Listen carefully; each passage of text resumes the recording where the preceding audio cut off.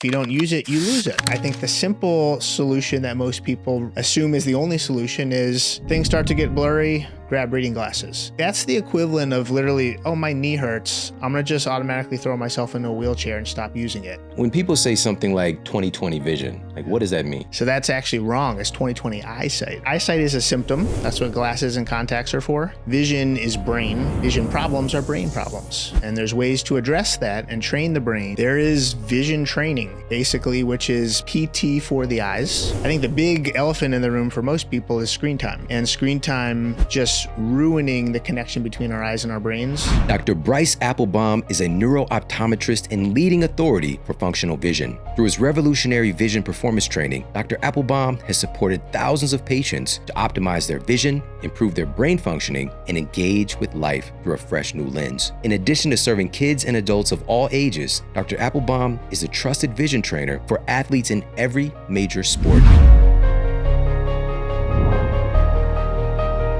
There's an epidemic of vision issues in our society today. So we're going to talk about what's going on behind the scenes, why this is happening, and also what we can do to turn this thing around. Love it. But first, I want to ask you about your superhero origin story. What got you interested in vision in the first place? So I'm a product of the work that we do now. As a kid, I was a mess. I was lost on the soccer field, struggled in the classroom. I had these visual developmental delays. So what that meant was my eyes didn't work together as a team. I had essentially no depth perception. My eyes alternated which one pointed straight ahead. And I really struggled with confidence and interpersonal connection. I mean, I was a mess. Fortunately, my parents gave me the opportunity to rebuild all of these skills with eye-brain training, with vision performance training. And I attribute all my success in life athletically, academically, interpersonally to what was developed for me. And for me, it took years. We can accomplish that in like months now. But I really look at this as like, I'm here so others don't have to struggle unnecessarily, just like I did. That's so powerful, man. And obviously you're impacting thousands upon thousands of people. And I think a good place to start is to talk about the difference between the two, because I think that we often tie them together. Eyesight and vision. They're actually two different things. Let's talk about that. 100%. So most doctors are solely focused on just this pursuit of seeing the tiny letters on the faraway chart in an exam room and intervening when there's eye disease. That's this reactive model that's just looking at eyesight, making sure we got the right glasses, contacts, so that things can be clearer. So eyesight and vision are completely separate entities. Eyesight is just our ability to see, whether that's letters on a chart in an eye exam, what the teacher writes on the board in the classroom, or when you're driving, what's on a sign. Yeah. Vision is far more complex. Vision is how our eyes move together, converge, track, focus, how we process information and make sense of the world around us. So really, eyesight is a symptom. That's what glasses and contacts are for. Vision is brain. And vision problems are brain problems. And there's ways to address that and train the brain so that vision doesn't impact our ability to achieve at our potential. But there's so much more to vision than just eyesight. Yeah. And that's the thing too, is like thinking more broadly and holistically, because our vision is so powerful. And then to drill it down to this one small thing, our eyes in many ways are kind of an extension of our brains. Our brain is in a very dark place, but all of this stuff, even as I'm seeing you, it's really going on in my brain thanks to my eyes sending this data. Can you talk a little bit more about that? Yeah, I mean, our eyes actually are brain tissue. In the first trimester, they emerge from our brain and come outside of the, where they are now. And, when you think about just how we take in the world around us and how we process information and how vision guides our movement, that's really what it's intended for.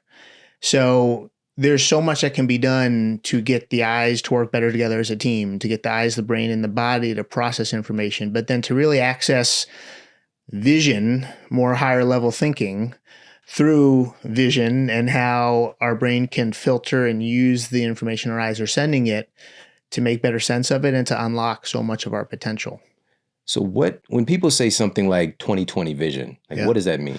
So that's actually wrong. It's 20/20 eyesight, right? So we want to say, anyone who says, oh yeah, I've been to the eye doctor and my eyes are fine, or I can see the tiny letters, that's really just based off of a reactive model saying, can you see a small thing far away across a dark exam room?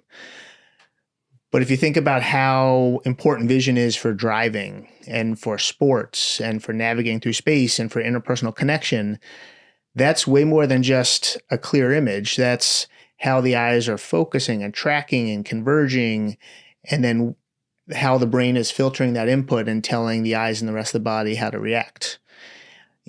Going back to the caveman days, vision is intended to really prepare us for danger and scan the horizon for danger or dinner, or explore through nature, or to have this delicate balance with intricate needlework with our hands. But where vision developed 4 billion years ago is now clashing against where we are today in this digital world that we're in, where many of us don't have the visual system developed to meet the demands of life these days.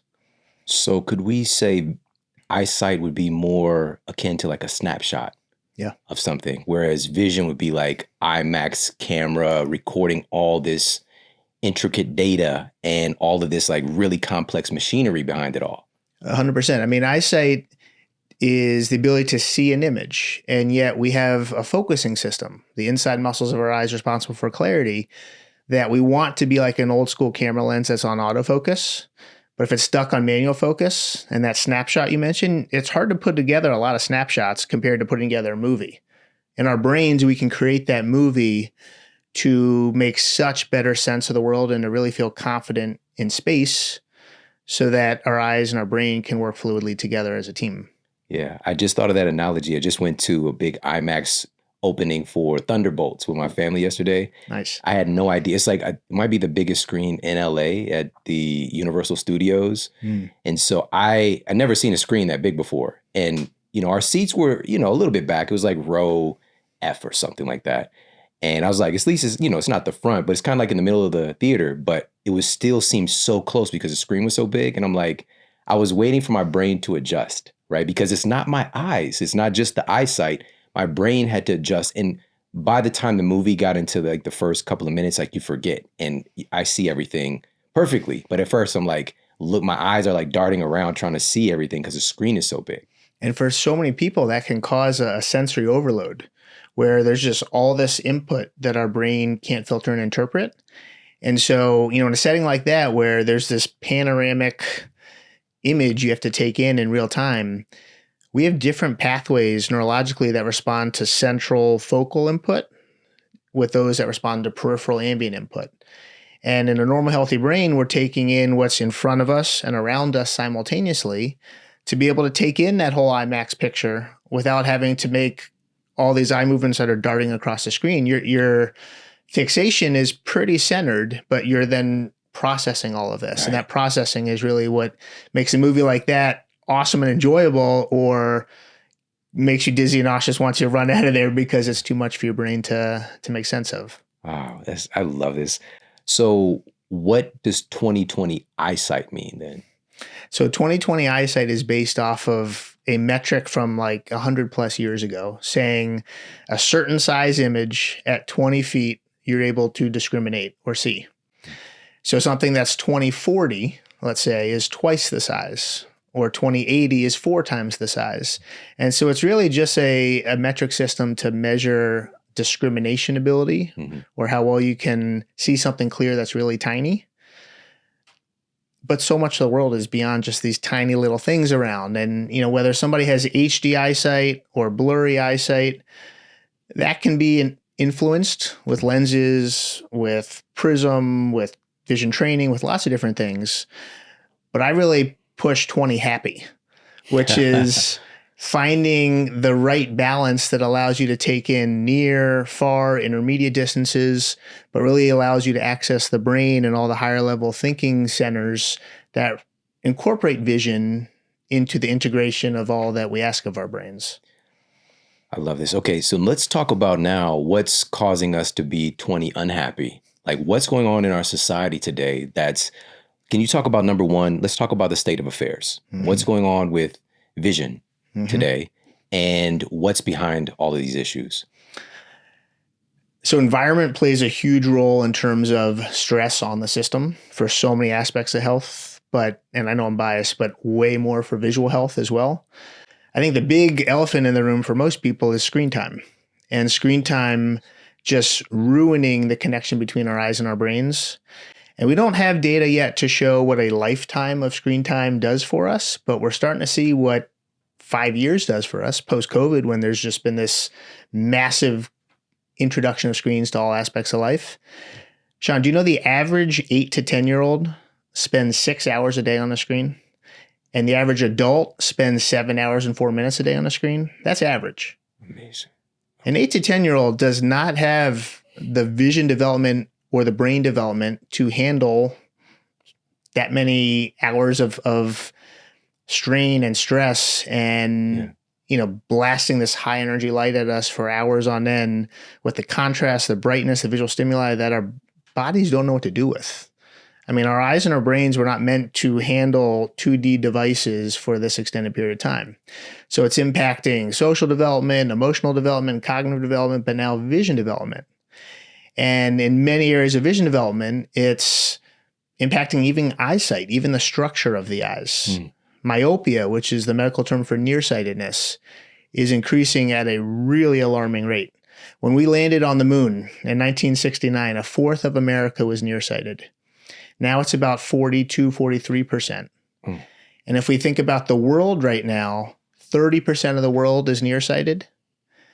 It's estimated that by 2050, 50% of the world will be nearsighted. And that's from lifestyle, environment, and genetics. We can't really control genetics, but if two parents were to have a child today and both parents are nearsighted, that child would have a 1 in 2 chance of becoming nearsighted. If only one parent is, a 1 in 3 chance. And if neither parent is, a 1 in 4 chance because of environment and lifestyle and not playing outdoors like we did when we were kids, and being around junk lighting and reading and doing near work in the dark, and even just getting outside. I mean, we have studies that say 2 hours a day of being outside is protective. You're less likely to develop nearsightedness. Yeah. So it's the myopia that's increasing at a crazy rate. Dryness, dry eye syndrome. I mean, the average person blinks 15 times in a minute, and when we're on screens, it goes down to like 3 to 5 times a minute, which literally means you're blinking less. Your tear film is being dispersed across the front surface less. It's then setting the signal to the brain to release more tears, but the tears are coming out in the wrong consistency, and then they're more watery and less oily, and then they drain faster, and then we've got this negative feedback loop where inflammation gets tapped into, and the gland starts secreting things differently. And as simple as that sounds, remembering to blink, remembering to get outside, and remembering to take breaks from screen time, I mean, those are simple, proactive measures we should all be taking, but very often that's not enough to really support us in the way we need to, but it's at least something we can all start doing today. Yeah. Wow. Oh my goodness. Thank you. First and foremost, just the situation with our kids, right? Being born into this mess, we've got to be proactive. And you brought up the exact thing that I was thinking about, which is we had time to lay a foundation, right? And this is the cool thing we're going to get to. Regardless of where you are right now with your vision, it can be improved. Literally, any brain at any age. At any age. And so just keep that in your back pocket for now. But it is far more helpful if we can set a good template, because you just mentioned our brain and our eyes not really being developed, especially when we're young yet, and getting these inputs, basically creating a situation where our vision is getting fixated on these devices. And we had a lot of time just being outside and playing and not being on screens, right? Playing ball and climbing in the trees. Yeah. And I feel like having that template really helped to insulate me later on as I started to spend more time on the computer, writing books and things like that. Whereas, my peers are, they have their readers and things like that.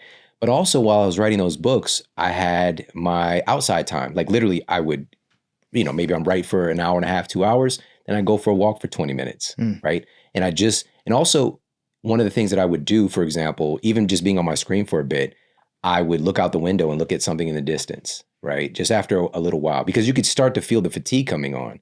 And I picked up these little things along the way, but nothing like what you're teaching. And the key here is we can build these things in. It's really, so many of us, I think we kind of need like physical therapy and rehab for our vision in a way. Does that sound accurate? You're hitting the nail right on the head. There is vision training, basically, which is PT for the eyes, but really for the brain through the eyes, that can establish the appropriate foundation to handle this digital world that we're in, to handle the completely different eye movements that are required for screen engagement compared to reading a book. Like it's so different what's required on screens than just reading something that you're holding. When you're reading a book, you're making smooth, accurate, methodical eye movements across the page. They're sequential. Holding the book gives you that tactile feedback of where the book is. You know how much to converge and how much to focus your eyes. When we go to screens, literally the focusing system is locked up. I mean, if you were to squeeze your fist like this, Shawn, after a few seconds, your hand starts to hurt.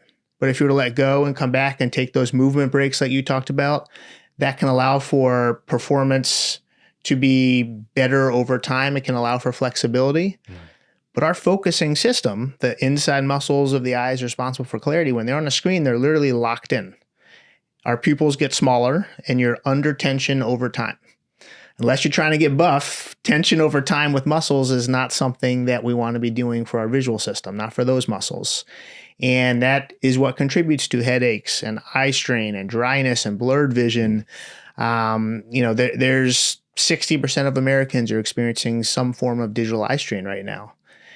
And when our vision's working properly, we take it for granted. But very often our eyes are not working together as a team. The inside and outside muscles of the eyes are not working in synergy. And then it can allow this sense of normal to become this new normal where you can't wait to close the computer after the back-to-back Zooms. Or by the end of the day, you don't want to read a book with your eyes. You want to read it with your ears and rely on audio. Or even just like hanging out and playing with your kids can be taxing because you've literally been under visual stress all day and you can't handle it anymore. Oh man, you're reading some people right now, man. You're reading some people, myself included, definitely have had those experiences.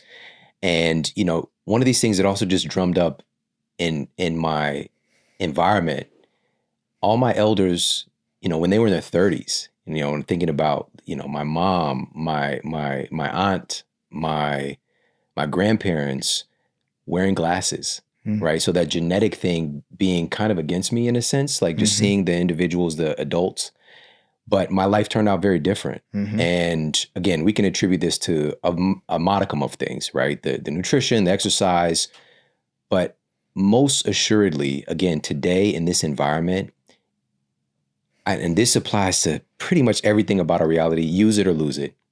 Use it or lose it. And we're training our vision. We're training our bodies to be very good at sitting in chairs.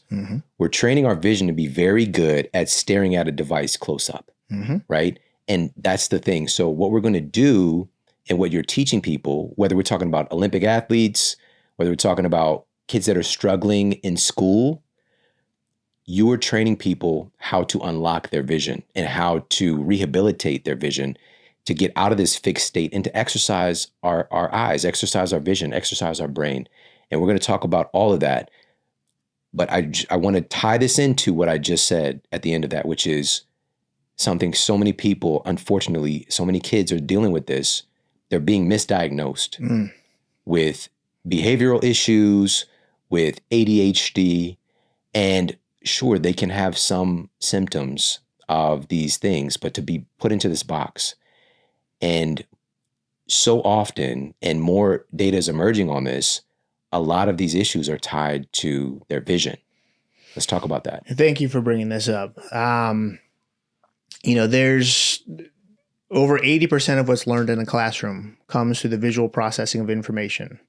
And sadly, like 1 in 10 kids at a minimum, depending on what studies you read, have a vision problem, a functional vision problem significant enough to impact learning.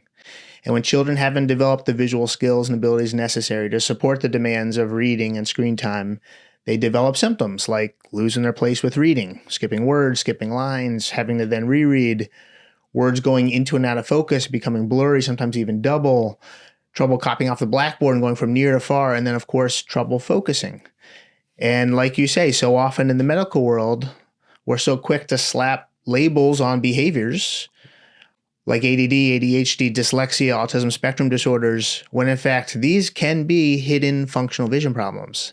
And I'm a firm believer, because I see it all day, every day, those labels are incomplete diagnoses until you've ruled out vision first or addressed vision first. So many of the symptoms of ADHD or of dyslexia or reading challenges stem from sustained near concentration tasks being really hard on the system. And a child that has great attention for video games or sports, but has zero attention for reading or writing or desk work, there's no way to measure with a blood test somebody has ADD or ADHD. It's based off of symptoms and behaviors and that profile. And we just need to raise awareness so that there's so much less unnecessary struggling because of these hidden functional vision problems, that when you know what to look for, they're no longer hidden. But these problems are increasing at a ridiculously high rate. And if you cannot focus your eyes the way they're supposed to, you cannot focus your mind the way it's supposed to. And any change in eye movement is a change in attention. If you can't control your eye movements, you can't control your attention. This is low-hanging fruit. But I think a lot of people don't talk about this because, number one, they either don't know what to look for or test for. And even if they do, more importantly, they don't know the solutions that are available, where really the proof's in the pudding when it's addressed. Yes, yes. So to circle all this back and put it all together, right now we're dealing with, again, an epidemic of vision issues, and they're increasing exponentially. We've got to do something about this, but we've got to understand also, you mentioned the genetic component as well. We all have a certain template, but we don't want to make things worse than they are, of course. Right. And so this is inclusive for all of us, whether we are wearing glasses for certain situations, whether we're wearing them all the time, contacts, whether we have known vision eyesight issues, right, which is different from vision. We can all improve. We can all improve so many aspects of our vision. And that's really what I want to talk about. What can we do to fix this? Because what I'm hearing is that we're going to find out that our eyesight can be improved, let alone all these aspects of our vision. But the eyesight being one of the symptoms can improve. So somebody whose prescription is increasing every year, that is a clear sign of a functional vision problem. Far away being blurry is very often a symptom of a near problem. If the near problem is the focusing system not having the right stamina or flexibility or focusing the eyes at different planes, we're then adapting to the lens we're in because of the visual stress associated with near. And then we're needing something stronger to maintain that same clarity, which means stronger glasses, stronger lenses, and then we go down this vicious cycle. I'm not anti-glasses. I'm not anti-contacts. I wear contacts. But we shouldn't have to keep adapting to the stress from the environment if we're not able to decrease the stress, right? And so if you address the problem, then the symptom slows down, stops changing, or in some cases even reverses. And the fact that, you shared about your relatives wearing glasses, I know you were an athletic kid growing up. You spent time outside. You spent time applying these functional visual skills to fast-moving space. And it allowed for a more balanced system, a more balanced equilibrium. So you were less likely to have adapted to all of this near stress because you had a healthy balance of each. Yeah. That's something that we all need to be doing. We all need to be taking walks and taking breaks and allowing movement to de-stress our visual system, which it clearly does. But if you're not getting up from your seat and you're on your seat for 8+ hours, you've got problems with so many aspects of health, not just eyes. However, that's the world so many of us live in now, and it's not getting better until we know better so we can do better. Yeah. It just hit me how much our vision is involved in movement. They're interconnected deeply. And if we're not moving, our vision isn't moving much either. Absolutely. I mean, vision is intended to guide movement outside in natural lighting with the delicate balance between distance and near. And although our ancestors, the cavemen, didn't live as long as we do now, they weren't wearing reading glasses. And yet they were still drawing on walls. They were still cooking with their hands. They're still manipulating space. But that past is now clashing against modern day times and what's asked of us now. We have to evolve and develop as a species, and we need to make eye training commonplace with the right type of work, the right sequencing of work, and the right specific type of work to allow eye-brain body integration that can unlock so much of our potential that's hidden when things are in the way. Yes. Awesome. All right. Let's talk about eye training. Yes. All right. Because whether it is a kid who is, been struggling in school and you're helping them to improve their vision, or a top player in the MLB, Major League Baseball, trying to hit a fastball at 100 miles an hour, they're coming to see you. They're getting training from you to improve their vision. Let's talk about the training. Like, what does that look like? Let's talk a little bit about what we can do to fix these vision issues. So from an early age, we're all told, keep your eye on the ball, but nobody really teaches you how. We can teach you how.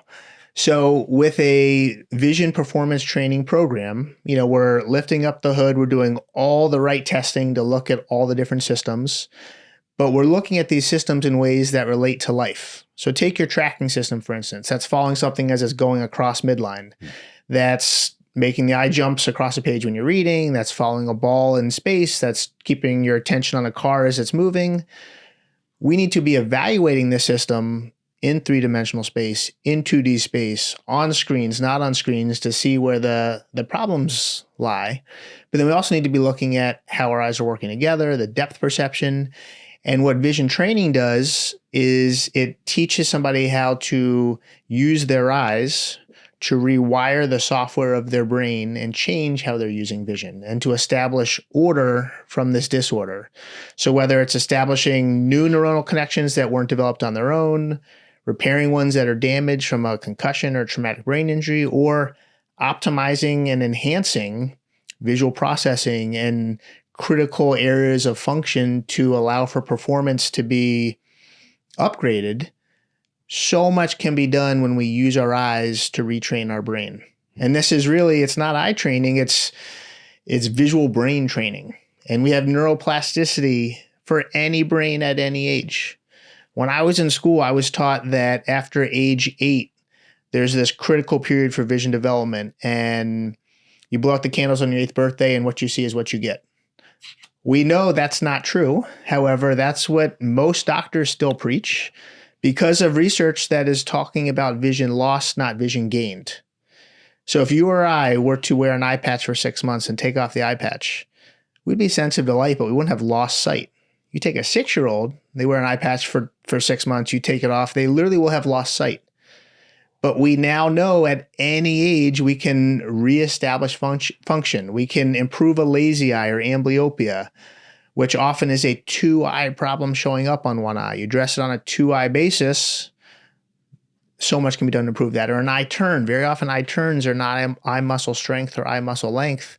They're coordination and developmental delays where the brain hasn't learned how to use the eyes as a cohesive team. So with vision training, it should be customized to the exact problems, the exact person.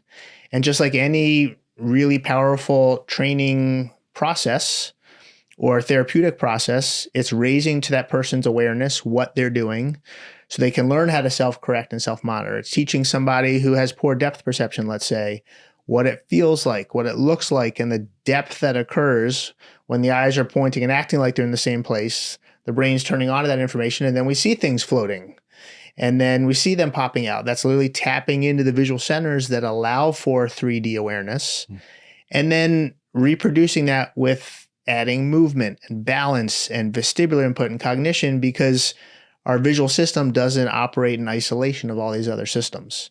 So you're really creating a scenario in a therapy room or in a setting where the person can be empowered with the skills that they either haven't developed on their own or that were damaged. And then with enough work, these maladaptations or bad habits no longer are options. And then you're using your brain the way in which it's wired.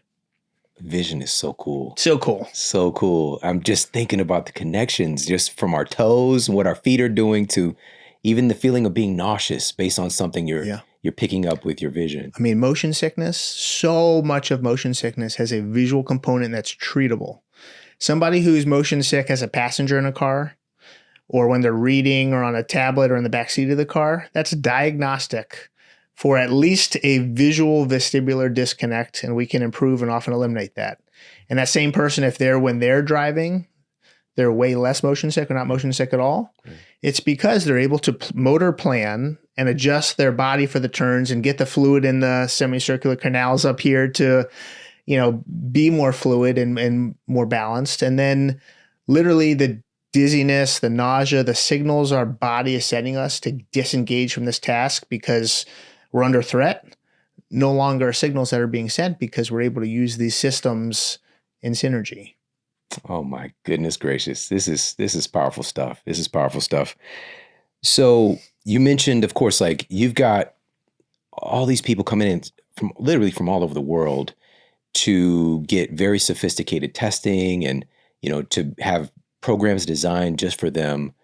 But you know that the vast majority of people who need this work and need this information, and prior to now, they wouldn't have access. 100%. And so you've created virtual programs that are phenomenal. I've gone through your training as well, and I've got some things to share we'll talk about. Love but it. Can you let everybody know about ScreenFit and what that's all about? And also let's talk about how folks can get access to it. So I'm so grateful that we've been able to reach people beyond just Maryland and the DC area. And the problem, like you shared, there's not enough people doing this type of work, and it's not as accessible as it needs to be. And so right when COVID hit, we created this program called ScreenFit, which is literally kind of the equivalent of like doing body weight work instead of going to the gym. It's establishing the right visual skills and abilities to support reading and driving and screens, and really helping kind of fine tune the tracking and focusing and convergence systems. So it's an online program. Anybody can do it. It's a do-it-yourself program. It's designed for the masses. So if somebody has a massive eye turn or a terrible concussion, this is going to help, but it's probably not going to fix the problem because you need something customized. But again, not everybody has access to that. So ScreenFit there's 2 different courses. Each course has 30 lessons. Each lesson is 10 or 15 minutes to do.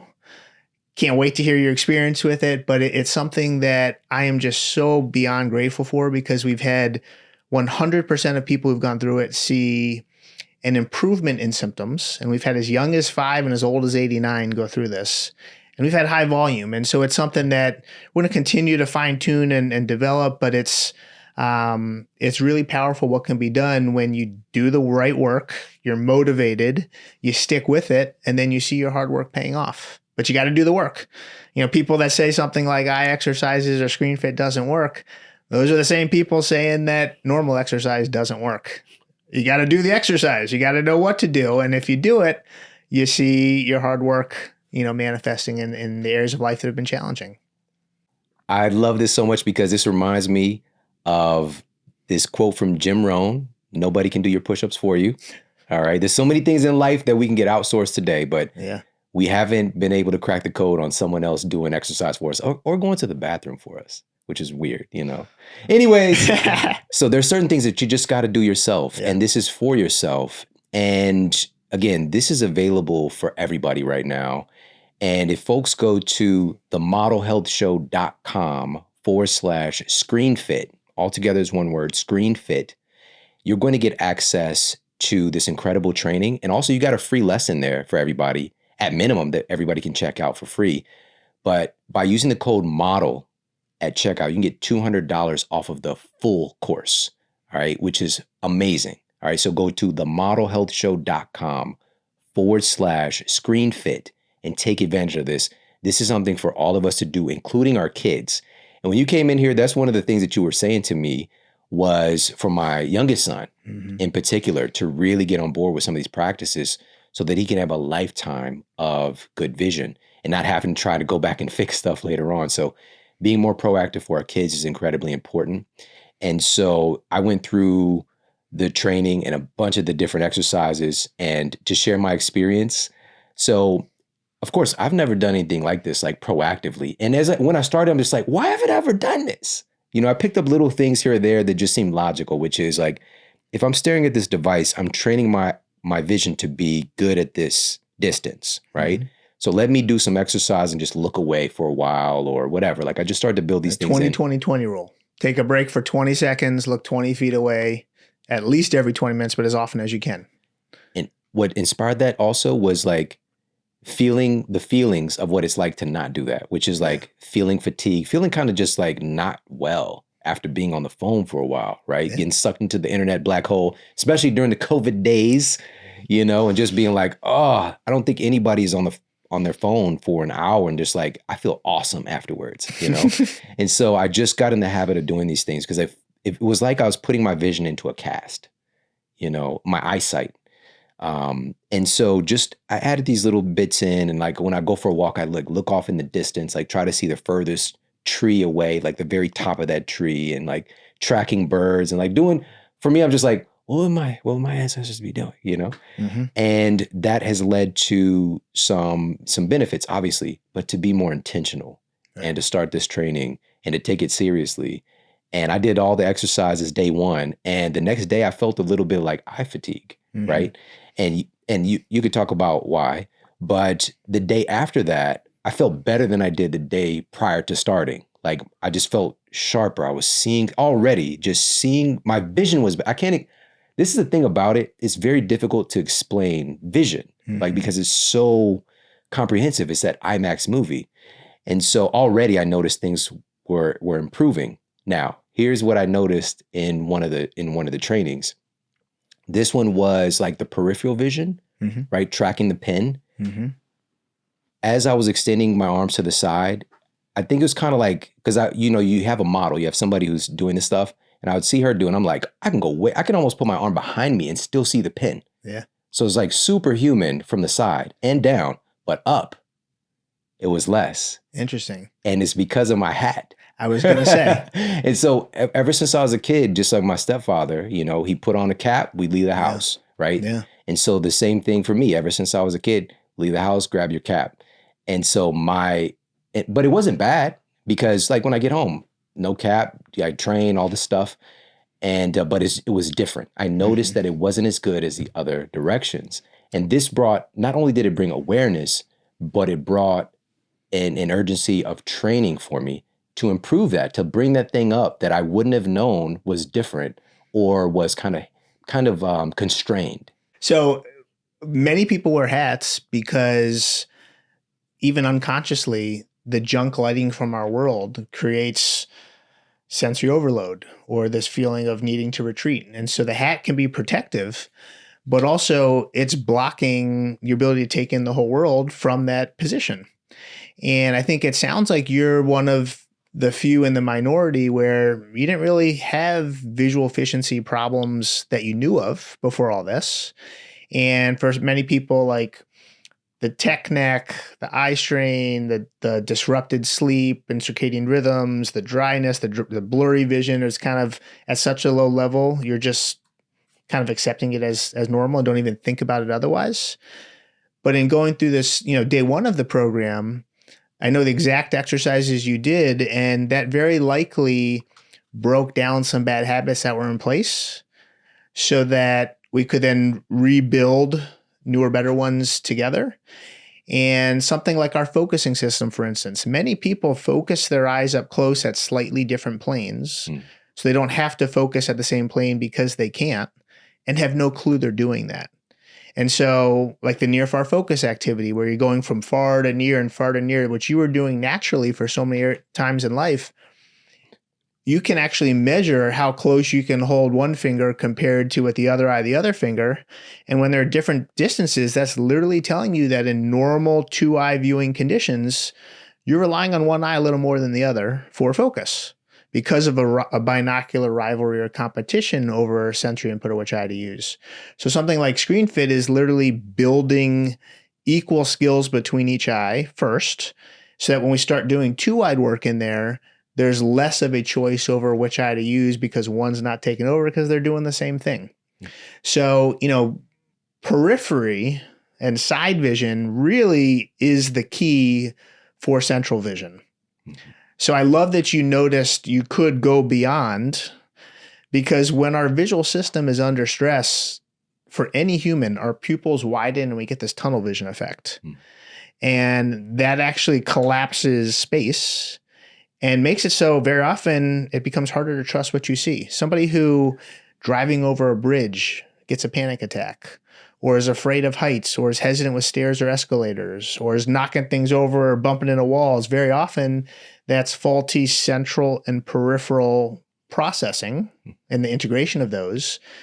And something like ScreenFit can really be life-changing if in fact you're becoming aware of what you are not aware of, but then you're doing the work to help equalize and improve those skills. Right. So it's like it's a tool of kind of revelation and information. It's giving me data back, but also providing these incredible exercises to improve all aspects.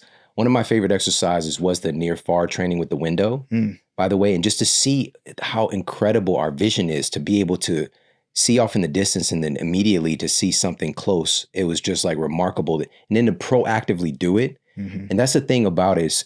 And can you talk about the connection here, a closeness with being a muscle? Yeah. And being able to essentially our voluntary muscles, right? To be able to activate them on command. Yeah. We want our eyes to do this automatically, of course, but there are certain times when we want to intentionally use our vision to do something, and we want to be able to command that, to call upon that. So are our eyes, can we say that they're like a muscle? Absolutely. And our brain even more so is a muscle, and our brain's ability to then regulate and control our eyes, that is a muscle we can strengthen. We can improve stamina. We can improve flexibility. That system you're talking about is our accommodative system. It's our focusing system that lets us know what something is, how hard or how soft to look at it, for us to then be able to interpret that information. That's the inside muscle system. The outside muscle system lets us know where something is.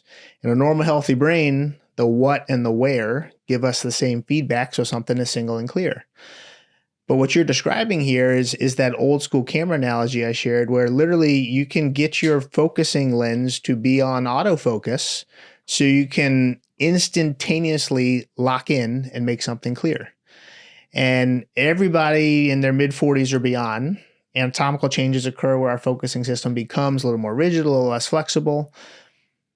But if you don't use it, you lose it, right? And I think the simple solution that most people assume is the only solution is things start to get blurry, grab reading glasses. Like that's the equivalent of literally, oh, my knee hurts, I'm going to just automatically throw myself into a wheelchair and stop using it. You don't do that, right? You figure out what happened, you figure out the root cause, and you work your way back to functionality. The same goes with our visual system and with our focusing system. Instead of reaching for the over-the-counter drugstore readers the first chance you get, you can start to train, focus, and hold clarity at a close distance for 5 seconds, and then 6 seconds, and then 10 seconds. And if done right with the right type of work, you can prolong the deterioration. You can actually improve the stamina and the clarity. And you keep doing that, you're not going to need reading glasses for way longer. And even if you do, they're going to be way weaker than they would be. My wife at 42 literally blew out the candles on her birthday. And then all of a sudden, the small print on the medicine bottle no longer could make out. And luckily, she knew a functional eye doc with a secret recipe, but we put her through a specific sequence of vision performance training exercises. She did it every day. And she now literally has the focusing system of a 25-year-old, reverse the age-related changes. And just like she exercises all the other muscles in her body daily, she exercises her focusing muscles to keep and maintain what she reversed. And she's now got a runway that's at least way longer than it would have been otherwise. But it was important to her, right? I mean, if that's not important to you, if you don't know about it, this is a lot easier to see the print. I'm going to grab these readers. That becomes your new normal. Then we go down this cycle that literally, in many cases, just changes indefinitely. Yeah. And that's what I want everybody to ask themselves right now. How important is my vision? How important is your vision for you in your life? Is this something that you value? and understanding that vision isn't just eyesight, it's so much bigger than that. And this is a part of longevity, to say the least. Oh my God, yes. This is connected to so many aspects of our health, of our daily lives, and even our wake and our sleep life as well, which we can maybe talk a little bit about. Yeah. But just keeping this in mind and asking ourselves, how important is this? And understand we're being inundated with conditions that are, in many ways, it's a design now in society that is leading to poor vision. Period. End of story. What are you going to do about it? And access to this right now is a no-brainer, right? So again, go to themodelhealthshow.com/ScreenFit right now. Take advantage. Again, there's a free lesson there. And also you can get the full course, $200 off. Use the code MODEL at checkout. And I want to ask you about one of these exercises. Since we said the word push-ups earlier, you have eye push-ups. Yes. Can we share with everybody how to do eye push-ups? Absolutely. So a well-rounded program is ideal for any type of fitness. You know that better than anybody. Right. Eye push-ups will improve specifically focus flexibility. So that is, you don't need it, and everything in ScreenFit, you don't need any equipment. This is all supposed to be body weight type work. So with eye push-ups for anybody who's watching, take one hand and cover up one eye. Take the other hand and use a finger or a pen or something that's got a little bit of detail. So with a finger, you can kind of see the fingerprint and the pad of your finger. You want to watch that, bring it as close to you as you can until it gets a little blurry, and then stop and hold it and make it clear. And you want to hold it, look really hard, stimulate the focusing system. You'll notice the pupil, the inside muscle, or the inside hole that the muscles behind will lock in and get really small. You're stimulating that system, hold it for 5 seconds, and then look all the way out into the distance, throw your focus way out, relax the system, look soft for 5 seconds, back at the finger for 5 seconds, back at in the distance. So it's a gross constriction, relaxation, constriction, relaxation. Doing it the same amount of time, right eye as left eye, most people will notice that that finger can be held at slightly different distances for each eye, in some cases, way larger distances. And doing this, even if you were to allow your finger to be a millimeter closer each day or each week, these improvements compound and they build on each other. And a millimeter a week for 10 weeks, you're literally holding things closer, clearer. You keep doing this, you're not going to need stronger reading glasses. You may not even need to use your reading glasses as often as you currently are. And I'm not anti-glasses, but I am anti being lazy with our visual system and our brain when we do know what's possible. Yeah. Because like you said, this influences productivity, happiness, sleep patterns, systemic health and inflammation. I mean, for people that are buried in screens all day long and responding to the light, which is then allowing the receptors in the back of our eyes that release melatonin in the brain to be triggered and stimulated.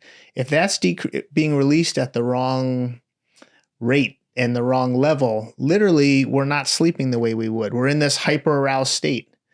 And you know how terrible it is to not sleep well and how much that then allows the cascade to manifest for so many other aspects of health. A lot of this goes back to your eyes and your brain and that connection. And when we can optimize that connection, we can access our vision for our future, but then also we can avoid so much unnecessary struggling, whether we know about it or don't. And I love that in doing some of these exercises, you saw things change, which meant that previously your status quo was just normal, but you didn't really know that it should be any different, right? Yeah. That's crazy. Yeah, absolutely. And I'm just thinking about yesterday going to the movies and, at Universal Studios, you're bound to see some weird stuff, but there's a guy he was an older guy. He was, I'm just going to guess, maybe 75, 80 years old. Yeah. Big old gray mustache, but he had a Spider-Man jacket on. Oh, right? Nice. And I'm just like, that's that youthfulness in him. And this reminds me of my wife having this instance. She told me about when we were first getting together. Maybe this was like a year after we've been together, and she wore contacts at the time. And she still does, like, for certain things, she'll like put these contacts on. But she fell asleep with them on one time, and she woke up the next day, and she's just like, I can see. And she's just like, she's like, am I Spider-Man? She thought about, because in the original Spider-Man, Tobey Maguire has this moment where he realizes, I don't need these glasses. Yeah. And it's like a superpower, and just for us to keep this in mind that all of these things are trainable. They can get better, but if you don't use it, you lose it. Mm-hmm. And you mentioned this, and this is so important. You mentioned that just doing the push-ups alone, that's one exercise. It's same for us. If we're just doing push-ups as our exercise, we're going to get well-developed in one way. You get nice pecs, and that's about it, right? And the rest of our body can be lacking and slacking in many other ways, and maybe even create some imbalances, right? Yeah. So we want to train our vision holistically, right? And so with the push-ups, with the vision push-ups, how many reps would you recommend that we do? So if it's eliciting symptoms, that's letting you know your body's talking to you. So I'd say start off like 2 minutes right eye, 2 minutes left eye. See how it goes. Next day, try adding a little bit more to it. I mean, ideally, you don't want to be spending 20 minutes per eye, but you want to have learning take place. If you're doing something and just going through the motions, it's not worth doing. But if you're doing it and thinking about, wow, this is how it feels, this is where I'm looking, I can really feel my world collapsing and coming in and being stimulated and being kind of relaxed and throwing it out. The more you do that, the more conscious work gets integrated into subconscious mind. And so I would say start with 2 minutes per eye, build to hopefully 5 minutes per eye. Then later on in ScreenFit, we do that with 2 eyes, but after already having done some eye convergence work, which is pulling the eyes in as something's approaching you, so that when you're doing a near far focus or doing push-ups with 2 eyes, it's very different than doing it with 1 eye, where we're now adding another system involved. And so ScreenFit was methodically crafted with the right sequencing of specific exercises to not let anything get worse for pretty much anybody, but then to build really from a broad foundation to a much more fine-tuned one as you're kind of climbing the mountain of vision development.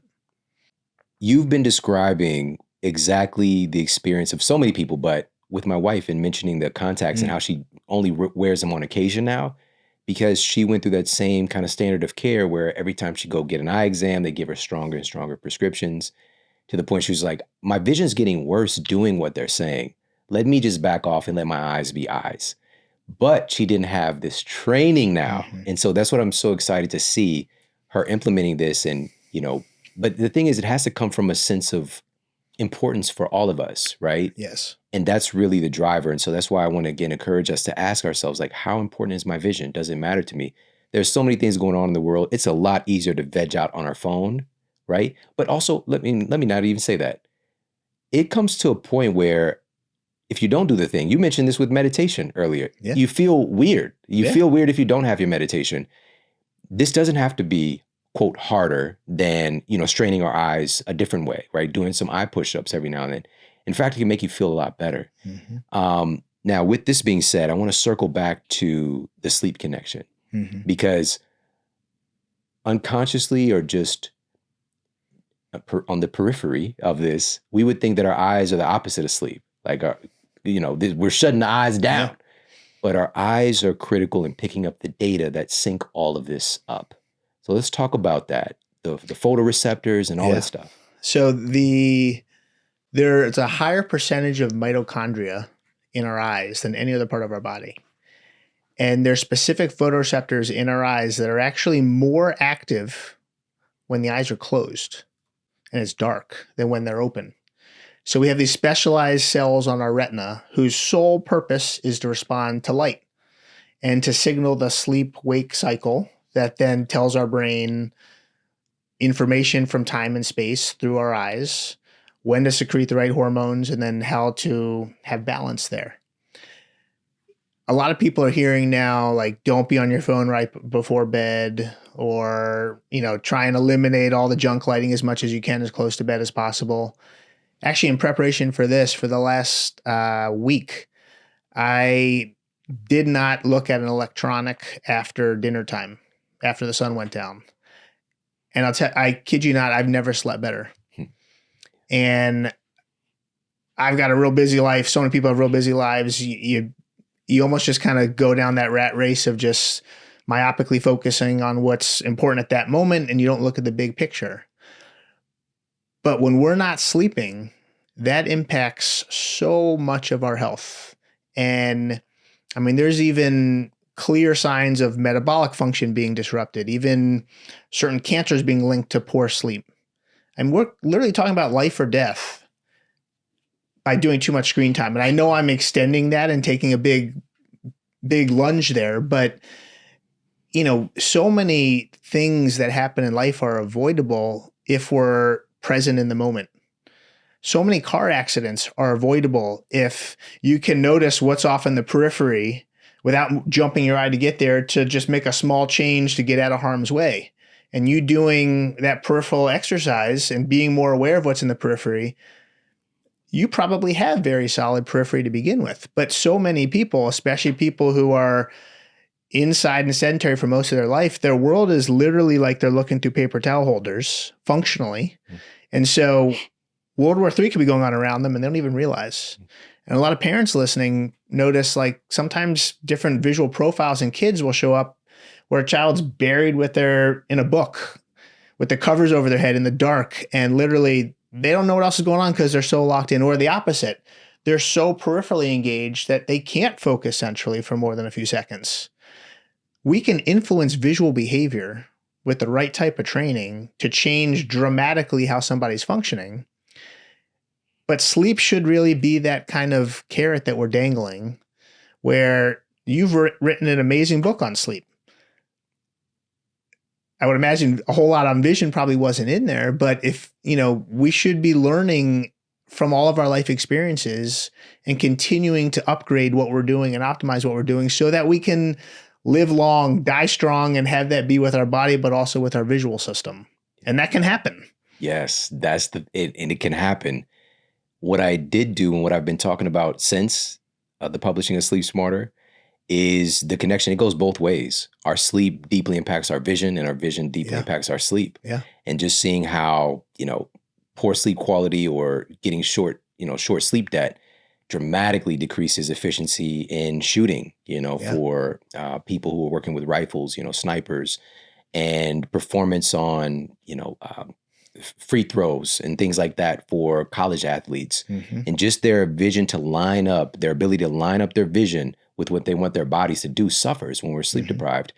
But our sleep is deeply impacted by our vision. Yeah. Right. And so you're tying all that together for us, because I want to know if people have had this experience where they might not even be on their phone right before bed, but if they spent a lot of time on a screen all day, right, Yeah. or cut off from being outside and getting some natural light in, how was your sleep that night? Do you notice that your sleep isn't that good? I mean, I see most of our patients in office have substantial vision problems, and they are miserable for so many reasons. But the amount of people whose symptoms are dramatically worse on school days or work days or during the week, but then on the weekends when they're outside, when they're with their family, when they're with their friends, like night and day difference, or maybe don't even have the headaches or the migraines or what comes during the week. That's a thing, right? And so how much time you spend with stress visually from your environment, regardless of whether that's from screens or not. I mean, somebody could be writing a book or having a conversation like this, and this is taxing their system. That then disrupts homeostasis and your equilibrium. And depending on how much time your autonomic nervous system takes to come back to its steady state, that's going to throw off digestion and thinking, and then eventually sleep as well. I mean, so many aspects of just systemic function. Yep. You just said it. This is such a big takeaway for everybody today, is that our vision is affecting everything about us, our digestion, even our skin protection from sun damage, right? So we'll throw a study up for everybody to see, but we got data affirming people that are wearing sunglasses out in the sun are more likely to get sunburned. Do you know that the vast majority of eye doctors would say you're absolutely wrong? What are you talking about, right? And light, I mean, we could have an entire podcast on light. We need natural light. To regulate hormones, mood, alertness, so many things. But when we trick our bodies to thinking we're not in light, we don't release the same biochemicals to protect us in the ways that we would otherwise. And that matters very differently for different skin tones and different hormonal issues, but that needs to get out there. Yeah. People need to know about that. Yeah. And blue light. There's all these eye doctors saying, well, there's no studies that say blue light does any damage. It's your body's reaction to the stress, not necessarily the light, but how you're then responding accordingly. And the fight or flight response that gets kicked into, and then how that influences a hypersensitive brain versus one who maybe is responding differently to that type of stimulus. I mean, sunglasses, you don't want to stare directly at a sun. You want to protect from UV damage to the areas that you can protect, but also we want to be as natural as possible in life. And outside, when the sun's not glaring right down at you at high noon, I mean, mornings and evenings and getting indirect sunlight, so healthy for regulating circadian rhythms, mood, alertness, hormones, everything. Yeah. That visual system is informing what all of our cells are doing all the time. Yep. And so it's just being more human, having an association with the world around us. And, our vision, just to tie this back to sleep once again, it's picking up data. Right, that's informing all of our neurotransmitters, all of our cells, our mitochondria. Mm-hmm. It's informing our body what time it is and what it should be doing, mm-hmm. right? And thank you for bringing this up, because blue light isn't inherently bad. It's not bad. It's necessary. It's necessary. But natural blue light. It's a part of life. We're getting this full spectrum. But if you're getting it at this intensity at certain times, it can throw that clock off when your body's deciding, should I be releasing melatonin right now, or a little bit more norepinephrine, or should this be a little bit more estrogen? What should I be doing right now? And it can throw the whole system off. And so whether that's accelerating our aging, whether this is foiling our sleep quality, it's the nature of the world that we live in right now, but it doesn't have to be this way. We can be a part of this world, obviously, but we've got to be proactive to train our vision, to protect ourselves, protect our health in this ever increasingly technological world. Yeah. And we need to adapt to this digital world, right? I mean, there's certain things we can all do where if you're on a screen, the bigger the screen, the farther away, the better. That's going to be helpful. Everything in moderation. Have the right protective lenses on for your specific scenario. And blue light in moderation is not terrible, but also artificial blue light blasting your eyes and brains for 7 hours, 4 minutes plus, that's where the problem comes, right? So knowing about all this is important, but then recognizing we can all be proactive and take so much of our health, but our visual health, into our own hands, and have the right lifestyle modifications, the right nutrition and supplements to help support our eyes and our eye-brain connection. I mean, everyone can take actionable steps after listening to this in terms of just how to live a healthier, happier, more fulfilled life. Absolutely. Absolutely. Can you let everybody know what they can expect with the ScreenFit program? Yes. So with ScreenFit, you can expect some hand-holding in terms of what to do, why to do it, and how often to do it, and to kind of take the steps needed to just help take control over your functional visual skills. And that's going to transfer to reading, to driving, to screens, to interpersonal connection, to sports, to really have a visual foundation that allows you to thrive, or at least do better in life compared to where things are now. And you got to get through it. You got to do the work. But what's neat is, I mean, you talk about your family with this. For anyone listening, just purchase it once. Everyone in the family can use it, right? I mean, there's no way to say you can only watch a video at a certain time, and then if certain eyes are on there, then no other eyes can't benefit from it. They're lessons. And the intention is not more screens to treat screens. The intention is you watch the video of what to do, talks you through it, then put the phone, tablet, computer down, and then go ahead and do the activity. And so many of these, if you tie them to regular tasks of daily living, you're not having to think about when to do it. You know, there was something on social media that's been going viral this week on doing eye push-ups while you're pooping. It's getting a lot of attention because you're tying two tasks together that usually aren't tied together. But if you're going to the bathroom regularly, that right there is a couple minutes a day. You can do eye stretches while you're brushing your teeth. You can be at a stoplight and do near far focus activities. I mean, there's so much that we can do that can be tied into life. It doesn't have to be you set aside X amount of time every day, but for best results, or at least at the beginning, that's going to get you better results faster. Yeah. Humans, we're all about stacking today. Oh, yeah. We could double up and do something at the same time.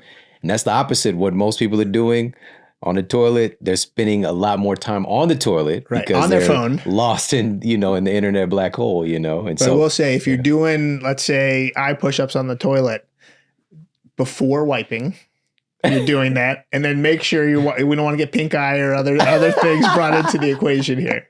Fair warning, caveat, of course, So this is so phenomenal because, again, we have the opportunity to train our vision to improve so many aspects of our lives as side effects. And you started off the episode talking about that. Our eyesight is a side effect, right? There's so many aspects of our reality, of our health, of our connection, of our performance that is deeply connected to our vision.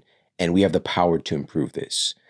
And again, what's so cool about this is there's many things cool about it, but it's like having a personal trainer for my vision, like getting these exercises, but it's like having a personal trainer where, okay, I know what to do now. So now I've got these exercises down pat, and now I can just do them when I want to, which is really cool. Again, it's a holistic strategy because there's so many aspects of our vision that we don't even think about, right? That can be trained, that we're using most of the time, total accident.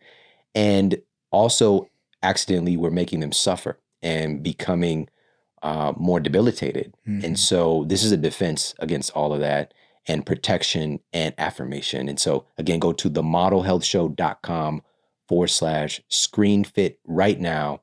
Use the code MODEL at checkout for $200 off the complete program. There's also a free lesson there for you to jump in. And man, this has been so awesome. Got to do this again, talk more about light and vision. There's so many different things for us to dive into. Sports performance. Concussion. Concussions. Oh my gosh. So many people are struggling currently with present symptoms from something that happened months, years ago, and don't even realize it's tied to disruption to that eye-brain connection. And that's causing what we've talked about today, symptom-wise, on steroids, like so much worse, and people are really struggling when this can be the missing piece to that puzzle. Yeah. Well, thank you for doing this and creating this for all of us. And if you could you share also where people can connect with you online, follow you, all that good stuff?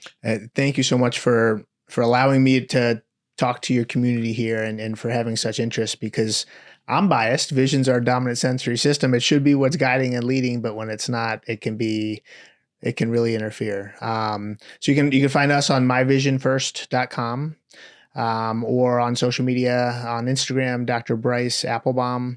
But my ancestors made life difficult. Appelbaum is APPEL, not like the apple.